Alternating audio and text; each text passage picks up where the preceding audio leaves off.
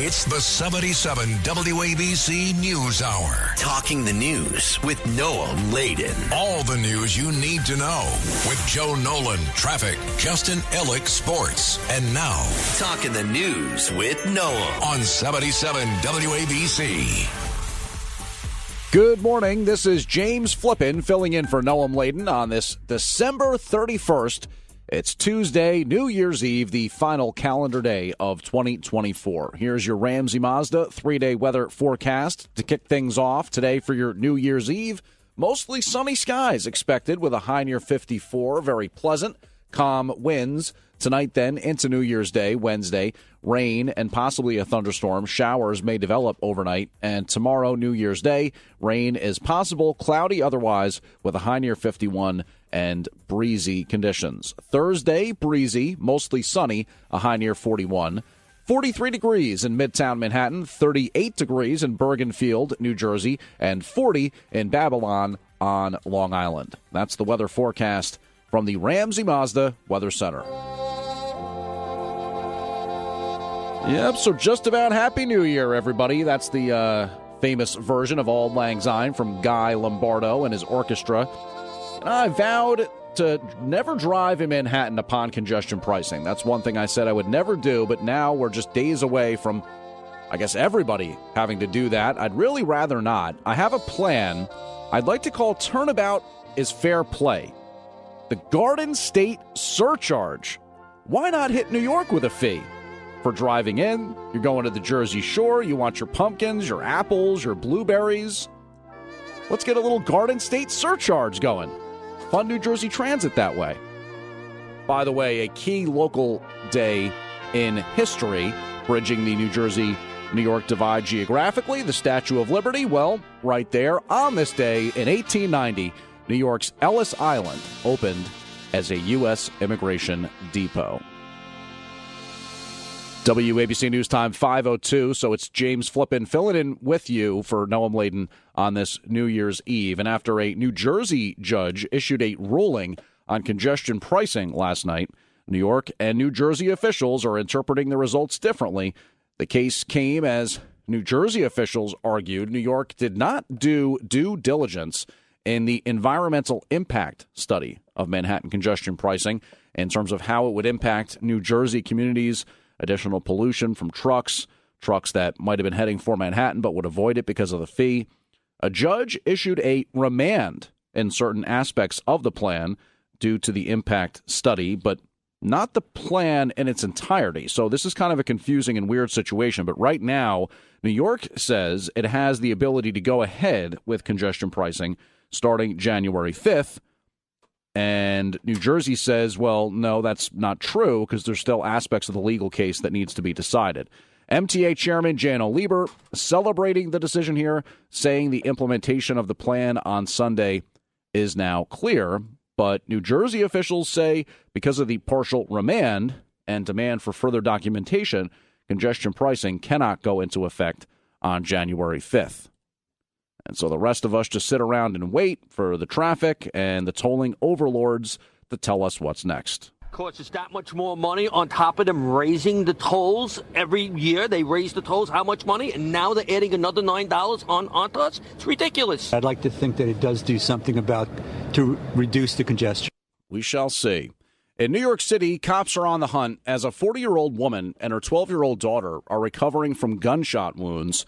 Two men reportedly used them as human shields during a shooting inside a Bronx convenience store last night. Police say the two suspects were specifically targeting four men in the store and shot them in their arms and legs.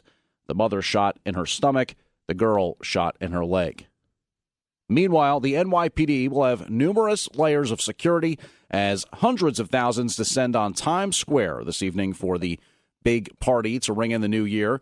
Police Commissioner Jessica Tisch says they'll have specialized units deployed on rooftops, bomb-sniffing dogs, an aviation unit, drones, and a large number of officers both in and out of uniform as part of the security plan. There are no specific credible threats to the Times Square New Year's Eve celebration.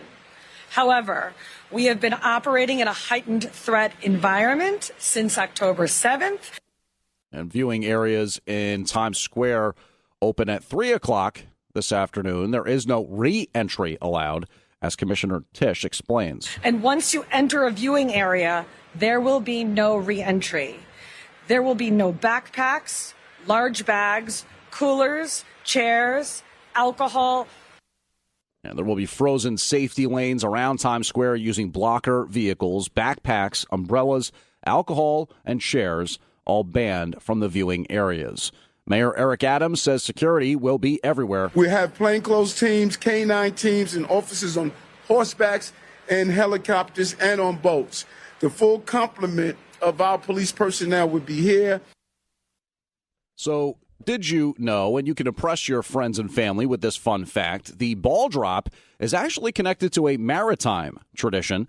The ball drop in Times Square to usher in the new year is an annual tradition that dates back to the early 1900s. But who came up with the idea? We go back more than a century in time here with Countdown Entertainment's Jeff Strauss. First couple of years, we had fireworks. Hot ashes would rain down on the revelers below, burning their heads. So they had to come up with a new concept. So the chief electrician of the New York Times, a gentleman named Walter Palmer, was inspired by a maritime tradition, which they still do to this day, where they drop a ball at noon in ports around the world so that navigators out at sea can adjust their timepiece to the local time. The first ball drop in Times Square was in 1907. The ball was made from wood and iron. It weighed more than 700 pounds, and it had over 100 light bulbs attached. And by the way, we told you back in the 1800s today, Ellis Island's immigration processing began. Well, it was on this day in history. In 1879, that Thomas Edison gave the first public demonstration of the incandescent light bulb at his Menlo Park, New Jersey laboratory. WABC News Time coming up on 5:09. James Flippin filling in for Noam Laden this morning. A Pentagon appeals court giving the green light to plea deals made with accused conspirators in the September 11th, 2001 terrorist attacks. The panel upheld a military judge's ruling that Defense Secretary Lloyd Austin acted beyond the scope of his authority when he rescinded the 3 plea deals in August. Under the agreement, the men, including accused mastermind Khalid Sheikh Mohammed, will plead guilty to war crimes for life prison sentences instead of facing the death penalty at trial. The men are accused of working with the hijackers that killed nearly 3,000 people in New York, Pennsylvania, and at the Pentagon. The court found that the defense secretary has the authority to negotiate plea deals, just not retroactively. Former President Jimmy Carter's state funeral will be held January 9th. The services will take place at Washington National Cathedral. Carter expected to lie in state in the rotunda of the U.S. Capitol. President Biden has also declared January 9th a national day of mourning. The New York Stock Exchange will be closed that day. Public events also being held in Atlanta, while a private interment is planned for Carter's hometown of Plains, Georgia. And people there in Plains are remembering the former president. This woman in the town of just under 600 people say Carter was well respected. He was a wonderful president, a wonderful family man, a man of faith. He's really going to be missed in Plains, Georgia. And Plains is where Carter lived most of his life.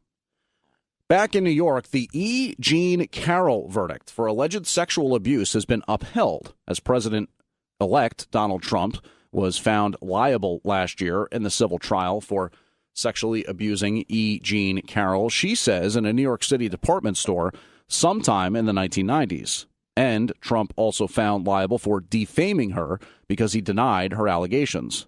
A Manhattan federal appeals court says Trump didn't show his rights were violated during the trial or prove that a new trial was warranted. Separately, Trump was ordered to pay over $83 million in defamation damages, as he has continued to deny what Carroll says. The president-elect still appealing that verdict. New Jersey State Police are seeking help in identifying a woman whose body was found inside a rural refrigerator. The woman was found with a yoga mat December 22nd inside a refrigerator at Belle Plaine State Forest down in Cape May County.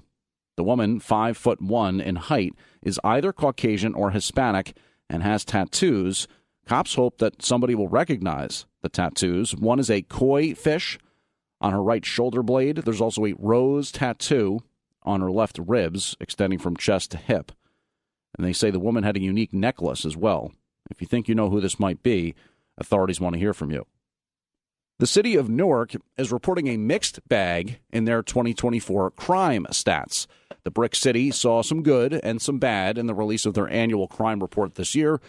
The good news for New Jersey's largest city is that the murder rate is down 23% compared to 2023, and that does put Newark at its lowest murder rate since the 1940s. The city also reporting a 12% decrease in non-fatal shootings. The bad news, however, is that overall violent crime is up. Aggravated assaults up 9% in Newark, and police recovered more ghost guns than last year. Basically, those are sometimes made by 3D printers or the serial numbers have been filed off. Officials say there's still more work to do in Newark, but they credit social service groups for making a difference. The U.S. Treasury Department says a state-sponsored Chinese hacking operation got into desktop computers of Treasury Department employees. In what's described as a major incident, the Treasury says it was notified earlier this month of the attack, which included unclassified documents. Officials say a third-party software service provider notified them that a hacker gained access to a key used by the vendor to secure a cloud-based service and was then able to override some security protocols. WABC News Time, 5:13. A man is under arrest for the alleged slashing of a subway rider in Manhattan. This happened yesterday morning on a northbound C train. The victim slashed in the neck. He was able to get off the subway and alert authorities before being taken to the hospital, and that's where the guy continues to recover. The suspect stayed on the train and got off at Columbus Circle, and that's where he was taken into custody. Unclear what led up to the knife incident. Police believe they have a person of interest in custody in the recent abandoned baby case in the Bronx. The crying newborn was found in a tote bag in front of a home on Reverend James Polite Avenue early Sunday morning. Police say surveillance video shows a person wandering up and down the road for several minutes before dropping the bag with the child at the door, then leaving on foot. The person of interest is a woman, but authorities haven't disclosed much else. The baby's at the hospital and doing fine, according to authorities. The prosecutor's office in Argentina says Liam Payne's manager is among 5 people being charged in connection with the pop star's death. He, formerly of One Direction fame, Payne fell to his death from a balcony at a Buenos Aires hotel over 2 months ago. His manager and 2 hotel staffers now charged with manslaughter, while 2 others are being charged with selling cocaine to Payne. There's another battle brewing over local TV access to 4 major New York winter sports teams. This time, the feud is between MSG Networks, which carries the Knicks, Rangers, Islanders, and Devils, and Altice, the parent company of Optimum TV. MSG has begun running crawl ads saying the network and the games it carries could be dropped from Optimum TV systems at midnight Wednesday, coming up on New Year's Day, as 2025 begins. And we'll get more now on the 77 WABC Sports Desk. The Knicks extended their winning streak to 8 games after blowing out the Washington Wizards 126-106. Karl Anthony Towns led all scorers with 32 points for the Knicks. He also collected 13 boards for a double-double in the road win. Josh Hart recorded a triple-double with 23 points, 15 boards, and 10 assists. The Nets continue their 3-game road trip tomorrow night. Brooklyn will be looking to snap its 2-game skid when it visits the Toronto Raptors. The Rangers on a 4-game losing streak after falling to the Florida Panthers 5-3 in South Florida. The Blue Shirts will look to bounce back by hosting the Boston Bruins Thursday night at MSG, and the Isles will look to bounce back from their recent loss. The Islanders fell to the Penguins Sunday, and they will visit the Toronto Maple Leafs tonight. And the Devils continue their 6-game road trip this evening, skating against the Anaheim Ducks in California. Rutgers men's basketball back in the win column after blowing out Columbia 91-64. On the scoreboard today, Syracuse hosts Wake Forest this afternoon. Fordham hosts St. Louis this afternoon. Seton Hall traveling to play Xavier today. And St. John's has won 6 games in a row. The 11-2 Red Storm visit Creighton this afternoon. In the NFL, the Jets appear to be interested in experience when it comes to finding their next head coach. According to ESPN, former NFL head coaches Rex Ryan and Ron Rivera are expected to interview for the Jets' opening at head coach. Ryan, of course, went 46-50 in 6 seasons as the head coach of the Jets, did lead the team to back-to-back AFC Championship game appearances, which is also the last time the green and white made it to the postseason, believe it or not. Rivera has posted a 102, 103-2 record across 13 seasons as a head coach with the Washington Commanders and Redskins and Carolina Panthers. And last night, the Detroit Lions improved to 14-2 on the season, taking care of the San Francisco 49ers 40-34 on Monday Night Football. And that's the latest from the 77 WABC Sports Desk. A new rule takes effect on New Year's Day. It aims to protect southern resident killer whales. Starting January 1st, all boats must stay 1,000 feet away from southern resident killer whales. They use echolocation to hunt and communicate, and that can be disturbed by a boat. The rule includes motorboats, sailboats, and paddlecraft like a kayak. If a boat comes within 1,000 feet of a whale, they need to slowly move away. If the whale's within 400 yards, they need to shut down motors, luff sails, or stop paddling until the whale leaves. Resident orcas are an endangered population. I'm Brad Ford. And speaking of whales, the Atlantic Marine Conservation Society is investigating the cause of death of a juvenile humpback whale that washed ashore. Residents along Roosevelt Beach woke up to the unexpected sight yesterday morning. The whale, an estimated 30 feet long, after the necropsy is performed, the whale will be buried, according to the society. Cars and trucks are moving again on I-80 eastbound in Morris County, New Jersey, after the highway was shut down by a giant sinkhole. It produced a traffic nightmare since Thursday near mile marker 34 in Wharton. Department of Transportation officials say the 40 by 40-foot sinkhole was caused by an abandoned mine shaft underneath the highway, and that mine apparently dated back to the 1800s. Emergency crews worked around the clock, excavating and stabilizing the sinkhole and then reconstructing the highway above it. A man wanted in connection to a fatal Garden State Parkway drunk driving crash 15 years ago is now in custody. Chaudie Yusuf was arrested at John F. Kennedy International Airport on Christmas Eve, and Yusuf was initially charged in the 2009 New Jersey crash that killed Harris Khan, but he skipped bail. After being a fugitive from the law for more than a decade, Yusuf's back in custody and facing several new charges.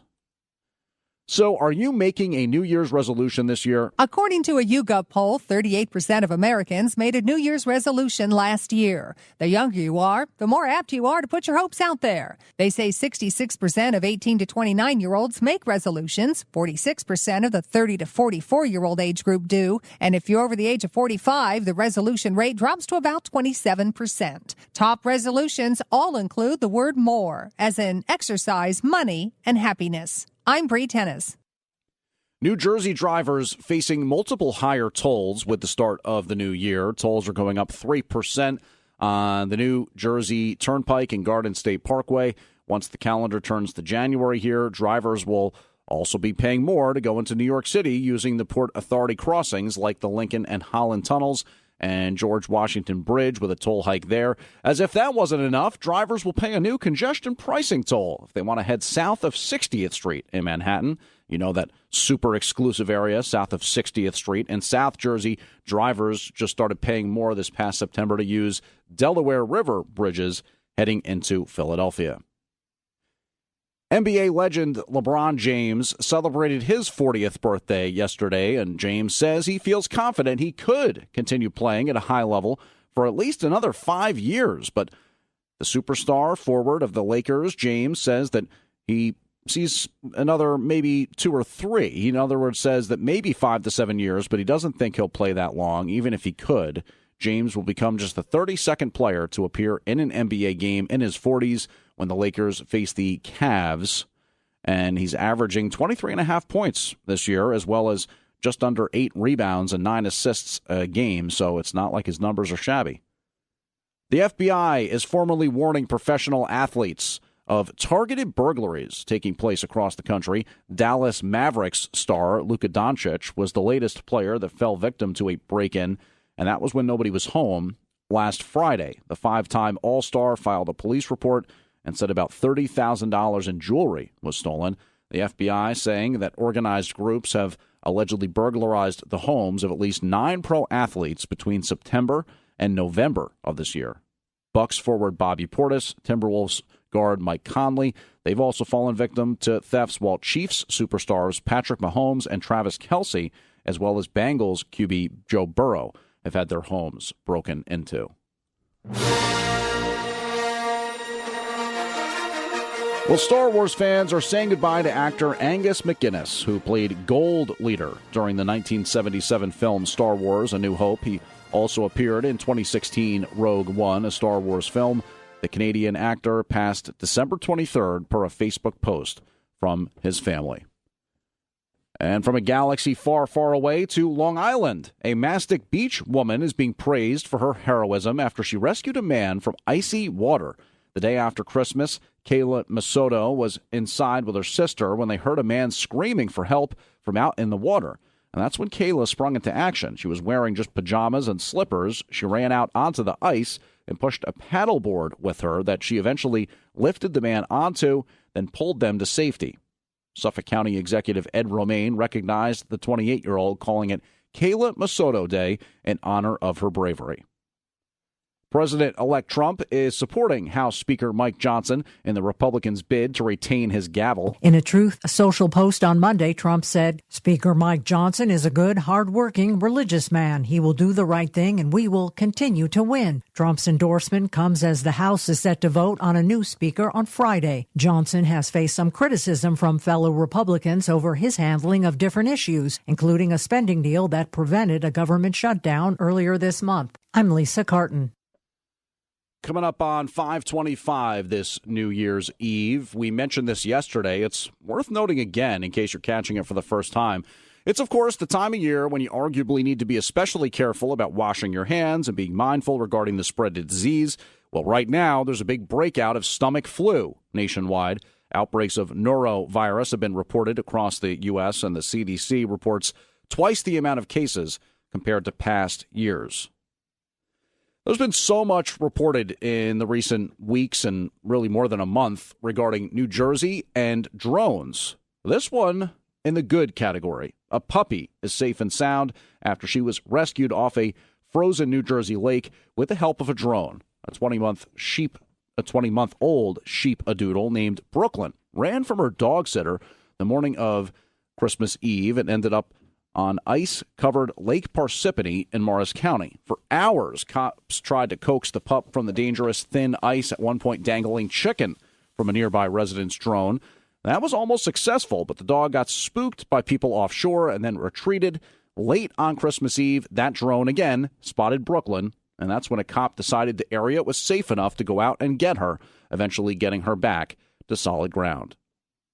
Dozens of workers at a New Jersey metal fabricator could soon be out of a job. Beeler of America, located just outside of Phillipsburg, plans to lay off 75 employees between April 4th and May 5th. And that's according to the State Department of Labor. No word on what's leading to those cuts at the 350,000-square-foot facility in Alpha. Beeler of America started as a distributor of German manufacturing machines in 1976 before growing into a leading provider of high-speed processes for stamping, welding, and tapping of metal products. Well, pop music fans, Dunkin' Donuts has just the drink for you.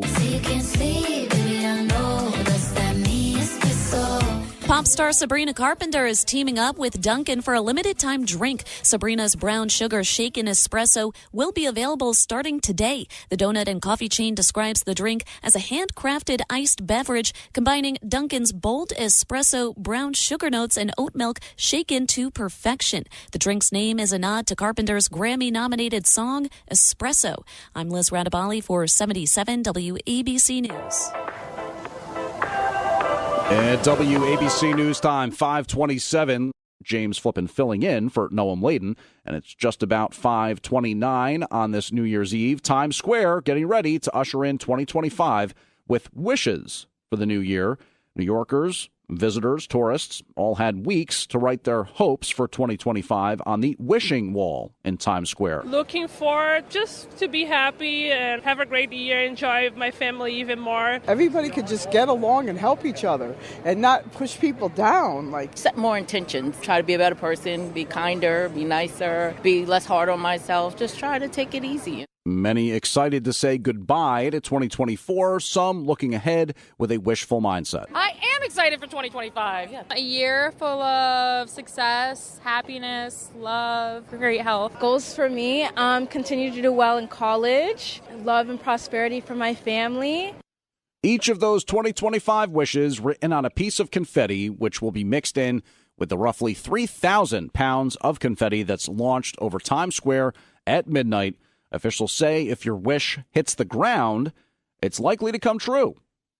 Though that kind of begs the question, don't most of them hit the ground? Is that more or less saying that all those wishes are going to come true? Well, I guess some of them get stuck on buildings or whatever. So, all right, when we come back, we'll tell you all about what's continuing to go on following the death of former President Jimmy Carter, the nation's reaction, and what's planned in the wake of that. It's also still very much unclear what caused that deadly plane crash in South Korea. There's also another incident under investigation involving a plane here in the U.S., and Peter Pan Bus Lines is being sued.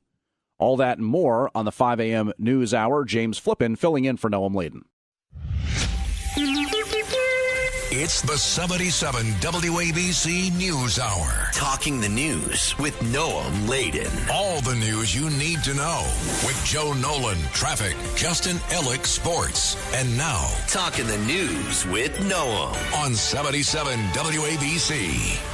Good morning, WABC News Time, 5:33. James Flippin in for Noam Layden on this New Year's Eve. December 31st. It's Tuesday. Here's your Ramsey Mazda 3-day weather forecast. Mostly sunny skies expected today with a high near 54. A very pleasant and not too windy New Year's Eve. And then tonight into New Year's Day, rain, maybe a thunderstorm. Showers may develop overnight. Tomorrow, New Year's Day, rain is possible, cloudy otherwise, a high near 51. It'll be breezy. Thursday, also looking breezy, mostly sunny, with a high near 41. 43 right now in Midtown, 38 in Bergenfield, New Jersey, 40 degrees in Babylon on Long Island. And that is the weather forecast from the Ramsey Mazda Weather Center. U.S. stocks closed lower yesterday and muted trading. That said, the S&P 500's on pace to close out its second year in a row with a 20% gain. The New York Stock Exchange will be closed on January 9th in honor of a national day of mourning for the death of former President Jimmy Carter. Normal for the stock exchange to close trading in honor of the death of a president. Trading was closed in December of 2018 following the death of former President George H.W. Bush. Carter died Sunday at his home in Plains, Georgia, at the age of 100, the only U.S. president to ever reach that milestone. In South Korea, it's still unclear what caused a deadly plane crash Sunday. In fact, it could take weeks to get the data that's needed to know all that from the plane's black boxes. The investigation here continues. We know investigators have recovered both black boxes. That information will take a long time to parse, at least 2 or 3 weeks, and then months beyond that to determine what exactly was on that aircraft. The company had originally stated maybe it was a bird strike, maybe it was bad weather, but many experts point to the fact that if it was a bird strike, the engine would have the capability to continue landing, not to mention the landing gear did not deploy. The NTSB is leading a team of American investigators to the scene here in Korea to help with local authorities determine and get to the bottom as to what exactly happened on this Jeju crash. And that's Steve Patterson reporting. There's obviously many questions remaining. The Jeju Air Boeing 737 burst into flames upon trying to land with no landing gear. The flight from Bangkok was carrying 181 people. It skidded off the runway, crashed into a barrier, a massive fireball, and 2 people were rescued, but 179 were killed. The FAA investigating an incident back home now where a charter flight with the Gonzaga men's basketball team was nearly involved in a collision. On Friday, the team had arrived in Los Angeles to play UCLA. The charter landed at LAX and was told to stop before crossing a runway where a Delta Airlines jet was taking off. The plane didn't enter the runway. Gonzaga released a statement saying the team was not aware of the situation while on board the flight. I'm Brad Ford. Bernie Madoff has been dead going on 5 years. It's been 15 years since the world's most infamous Ponzi schemer was convicted of fraud, and the final payments are being sent out now from a fund for victims of the late Ponzi schemer Madoff. The Department of Justice said Monday the last disbursement of more than $131 million is being sent out to some 23,000 victims around the world. When all is said and done, more than $4.3 billion will have been paid out, equaling about 94% of the losses from Madoff's scam. Madoff died in prison in 2021, serving a 150-year sentence from fraud. I'm Jim Forbes. Peter Pan Bus Lines is being sued over so-called junk fees. A couple of customers filed a lawsuit against the bus company alleging an $11 ticket from New York City to Philadelphia ended up costing them $22 due to what they call deceptive and unfairly disclosed junk fees. The proposed class action suit says hiding the fees until the very last step of the purchasing process tricks customers into thinking they're getting a better deal.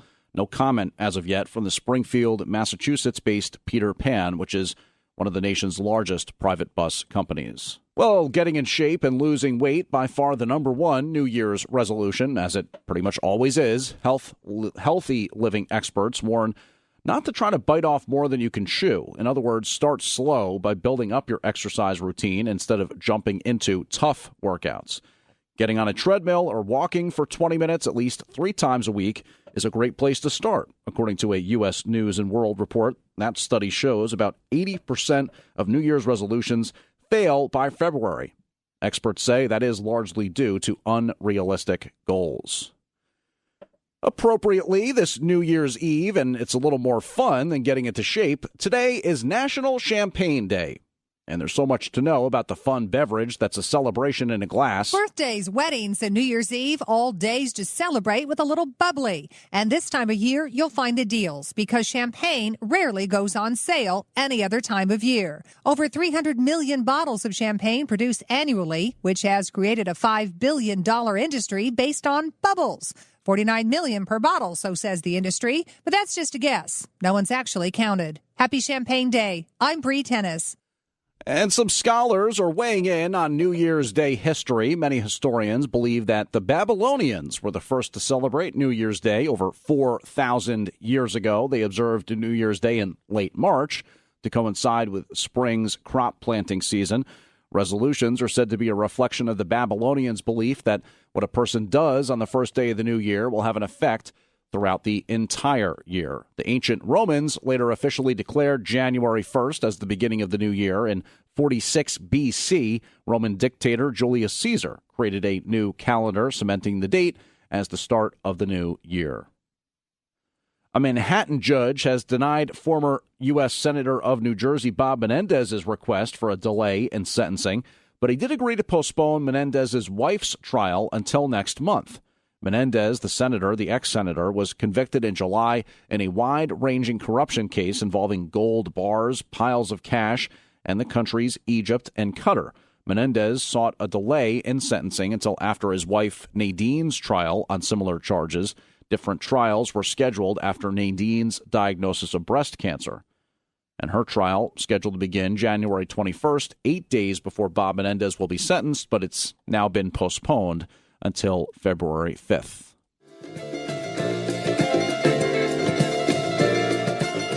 A former member of the Allman Brothers Band says what they thought would be a quick photo op with Jimmy Carter turned into a great 2-hour conversation about music. In an interview with News Nation, keyboardist Chuck Leavell says the band visited the governor's mansion in Atlanta in 1973 when Carter was governor of Georgia.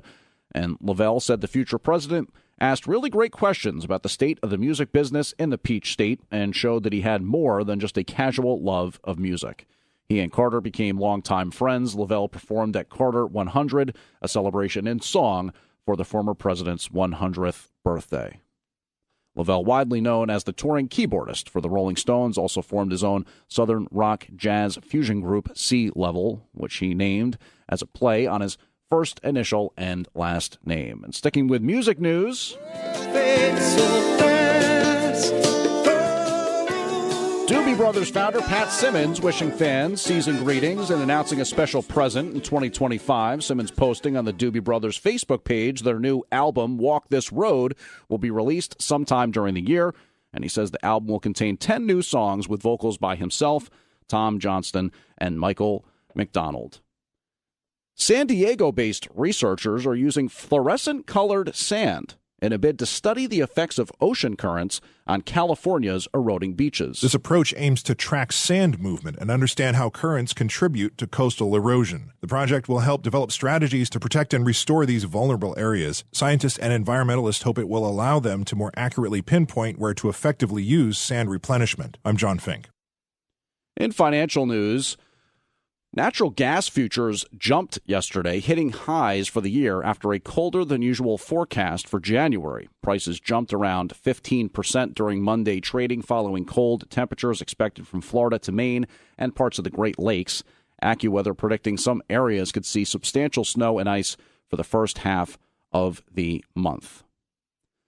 Westchester County Executive George Latimer is saying goodbye to his position as he prepares to take his House seat in Washington. Latimer held his farewell speech in White Plains, touting his success on COVID-19, tax breaks, and more for his constituents in his 6 years as county executive. Now he has his eyes set on making changes at the federal level, like getting rid of the SALT deduction cap. Taking away the state and local tax deduction that was there for 100 years was a terrible mistake, and it's cost people in Westchester County and in the surrounding areas very, very greatly. He says he's looking to have major restructuring done to the tax code that will help benefit the people of Westchester County. Latimer will officially leave office on January 2nd and be sworn into his seat in Washington on January 3rd. I'm Liz Radabali for 77 WABC News. And now, WABC News Time, 5:44. We're going to get the latest in sports on the 77 WABC Sports Desk. The Knicks extended their winning streak to 8 games after blowing out the Washington Wizards 126-106. Karl Anthony Towns led all scorers with 32 points for the Knicks. He also collected 13 boards for a double-double in the road win. Josh Hart recorded a triple-double with 23 points, 15 boards, and 10 assists.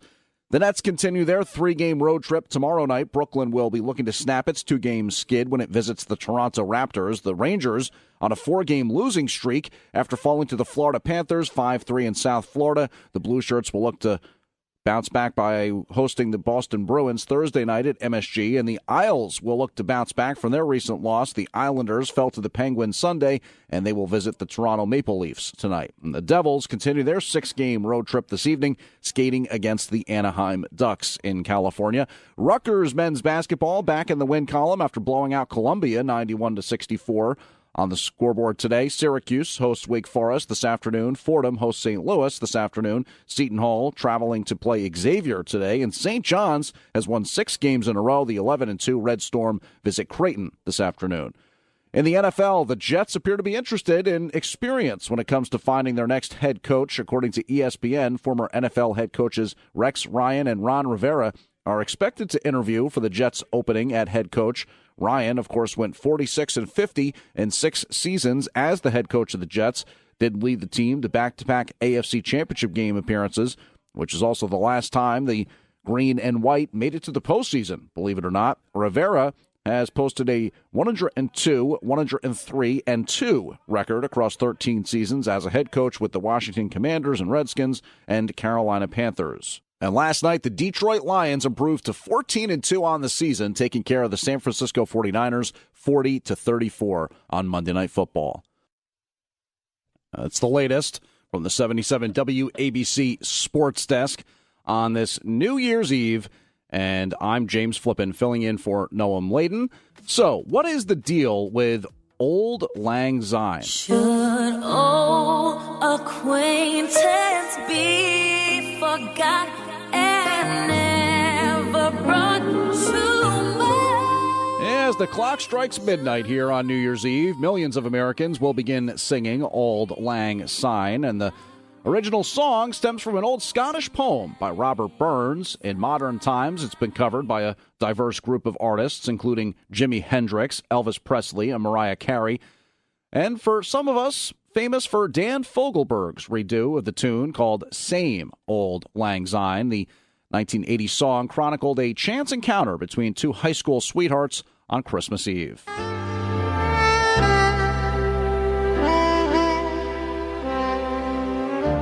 There's also that final touching scene from the classic movie, It's a Wonderful Life.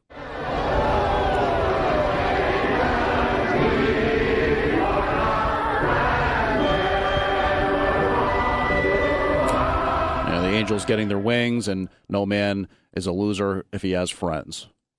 Other cultures do not celebrate New Year's Eve on January 1st. The Chinese New Year doesn't start until between mid-January and mid-February. And the reason the 15-day holiday is not set in stone is because the Chinese New Year is a lunar holiday, beginning with the arrival of the second new moon following the winter solstice. The Muslim New Year is also based on movements of the moon. In Iran, people celebrate the New Year in March. And the Hindu New Year can either fall in October or January, depending on which variation of Hindu a follower believes. The Vietnamese New Year is called Tet for short and usually falls between January 21st and February 19th. New Year's Day in Japan is, like Western nations, on January 1st. In international news, the Taliban says it will kick out all foreign non-governmental organizations that employ women in Afghanistan. The country's economic ministry posted on X Sunday that failure to comply would result in NGOs losing their right to operate in Afghanistan. This coming 2 years after the government told NGOs to stop employing Afghan women. And since coming back into power in 2021, the Taliban has banned post-primary education for girls and blocked women from many public spaces and roles. Out in California, the Menendez family and members of that family trying to use a new strategy in the hopes of getting brothers Lyle and Eric out of prison. Relatives of Kitty and Jose Menendez hired a lawyer with plans to file a petition to transfer their case from the Los Angeles District Attorney's Office to the California Attorney General. The hope is AG Rob Bonta would be more supportive of the two brothers' release. Eric and Lyle have spent nearly 35 years behind bars, serving life sentences for the 1989 murders of their parents in Beverly Hills. New DA Nathan Hawkman rejected the notion that the years of alleged sexual abuse the Menendez brothers say they suffered at the hands of their father was not taken seriously at the 1995 trial. And rounding out our top stories here, as we're just under 10 minutes shy of Sid and Friends in the morning, Curtis Lewa, John Katsimatidis having you covered as Sid and Friends are still away for the holiday break. But a New Jersey judge issued a ruling on congestion pricing last night, and as a result, New York and New Jersey officials are interpreting the results differently. The case coming as New Jersey officials argue that New York did not do its due diligence in the environmental impact study of Manhattan congestion pricing in terms of how shifting trucks and other traffic will impact New Jersey communities and added pollution. A judge issued a remand in certain aspects of the plan to the impact study, but no remand to the plan entirely. So this led to MTA Chairman Jan O'Lieber celebrating the decision, saying the implementation of the plan on Sunday is now clear. But New Jersey officials say not so fast. They say because of the partial remand in the judge's decision, congestion pricing can't go into effect January 5th, charging $9 for driving south of 60th Street. And so the rest of us are just kind of waiting around and trying to figure out what's going to happen. Much more money on top of them raising the tolls every year. They raise the tolls, how much money? And now they're adding another $9 onto us? It's ridiculous. I'd like to think that it does do something to reduce the congestion. The NYPD says they'll have numerous layers of security there in Times Square tonight as hundreds of thousands descend on the area and celebrate the arrival of the new year with the ball drop. Police Commissioner Jessica Tisch says this includes specialized units deployed on rooftops. They'll use bomb-sniffing dogs. The aviation unit's going to be out. Drones will be up. A large number of officers, both in uniform and in plain clothes, as part of the security plan. There are no specific credible threats to the Times Square New Year's Eve celebration. However, we have been operating in a heightened threat environment since October 7th. At 3 o'clock this afternoon, those viewing areas in Times Square open, but you can't get out once you get in. In other words, if you leave, you're out for good. There's no reentry allowed, Commissioner Tisch. And once you enter a viewing area, there will be no reentry. There will be no backpacks, large bags, coolers, chairs, alcohol. Frozen safety lanes going to be set up around Times Square. They'll use blocker vehicles, bollards, concrete blocks, backpacks, umbrellas, alcohol, and chairs, all banned from the viewing areas. Mayor Eric Adams says it's going to be tight security. We have plainclothes teams, K-9 teams, and officers on horsebacks and helicopters and on boats. The full complement of our police personnel would be here. The first ever ball drop goes back to the early 1900s, and it actually connects to a maritime tradition. The idea and the explanation for the idea will take you more than a century back in time here as we listen to Countdown Entertainment's Jeff Strauss. First couple of years, we had fireworks. Hot ashes would rain down on the revelers below, burning their heads, so they had to come up with a new concept. So the chief electrician of the New York Times, a gentleman named Walter Palmer, was inspired by a maritime tradition, which they still do to this day, where they drop a ball at noon in ports around the world so that navigators out at sea can adjust their timepiece to the local time. The first ball drop, 1907, that ball made from wood and iron. It weighed more than 700 pounds and had over 100 light bulbs attached. A Pentagon appeals court has given the green light to plea deals made with accused conspirators in the September 11, 2001 terrorist attacks. The panel upheld a military judge's ruling that Defense Secretary Lloyd Austin acted beyond the scope of his authority when he rescinded the 3 plea deals in August. And under the agreement, the men, including accused mastermind Khalid Sheikh Mohammed, will plead guilty to war crimes for life prison sentences instead of facing the potential death penalty at a trial. The men are accused of working with the hijackers that killed nearly 3,000 people in New York, Pennsylvania, and at the Pentagon. The court found that while the defense secretary has the authority to negotiate plea deals, those plea deals may not be negotiated retroactively. January 9th, that's when former President Jimmy Carter's state funeral will be held at the Washington National Cathedral. Carter expected to lie in state in the rotunda of the U.S. Capitol. There will also be a national day of mourning January 9th, and the New York Stock Exchange will be closed. The E. Jean Carroll verdict for alleged sexual abuse upheld yesterday as President-elect Donald Trump was found liable last year in the civil trial for sexually abusing Carroll. She says it happened in a New York City department store dressing room sometime in the 1990s. And Trump also found liable for defaming her because he denied her allegations. A Manhattan federal appeals court says that Trump was unable to show his rights were violated during the trial or prove that a new trial proceeding was warranted. Separately, Trump's been ordered to pay over $83 million in defamation damages. He continues to deny Carroll's claims. The president-elect still appealing that aspect of the verdict. It's a mixed bag for Newark, New Jersey, in terms of the 2024 crime stats. Newark saw some good, saw some bad. Following the release of their annual crime report, the murder rate is down 23% year over year, putting Newark at its lowest murder rate since the 1940s. And there's also a 12% decrease in non-fatal shootings, but overall violent crime is up 9%. Police say that a person of interest is in custody in the recent abandoned baby case in the Bronx. The crying newborn found in a tote bag in front of a home on Reverend James Polite Avenue Sunday morning. Police say surveillance video shows a person wandering up and down the road for several minutes before dropping the bag with the child at the door and leaving on foot. The person of interest is a woman, but authorities haven't said much else. Other reports do say that it's the mom, 26 years old. The baby remains at a hospital and is fine, according to authorities. So, are you making a New Year's resolution this year? According to a YouGov poll, 38% of Americans made a New Year's resolution last year. The younger you are, the more apt you are to put your hopes out there. They say 66% of 18 to 29-year-olds make resolutions. 46% of the 30 to 44-year-old age group do. And if you're over the age of 45, the resolution rate drops to about 27%. Top resolutions all include the word more, as in exercise, money, and happiness. I'm Bree Tennis. So, Happy New Year from us here at 77 WABC. Right now, Curtis Sliwa is holding up the New York Post cover, which reads, "Hip, hip, hooray."